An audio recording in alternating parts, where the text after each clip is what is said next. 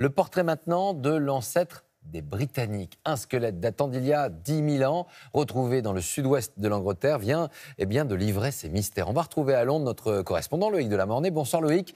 Qui se cache donc sous Cheddar Man? C'est le nom que les chercheurs avaient donné à ce squelette.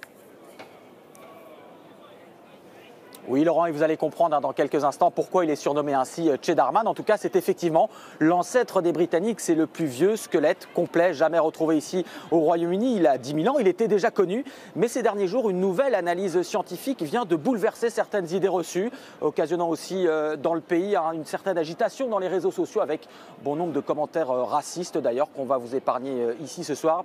Vous allez comprendre pourquoi en regardant cette surprise, une surprise finalement assez logique, dans ce reportage avec Anto Filippi et Blanche Vatton.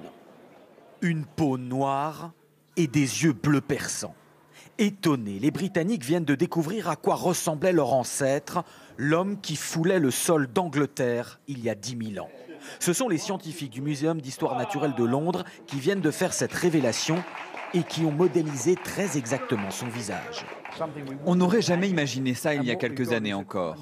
Cette combinaison inhabituelle de cheveux bruns, bouclés, presque crépus, avec une peau très sombre et des yeux d'un bleu vif. La découverte du squelette de cet homme n'est pas récente. Il a été trouvé il y a plus d'un siècle dans les gorges du Cheddar, cette région du sud de l'Angleterre célèbre pour son fromage. En 1997, à partir de ce squelette, les scientifiques avaient déjà extrapolé son visage, celui d'un homme du Mésolithique d'une vingtaine d'années, blanc. Mais les chercheurs d'aujourd'hui ont retrouvé un peu d'ADN conservé dans son oreille et avec les progrès du séquençage génétique ont abouti à ce résultat bien différent. Ça ne m'étonne pas, l'humanité a voyagé depuis l'Afrique, donc ça me paraît logique. Ça va contredire ceux qui croient en une pureté.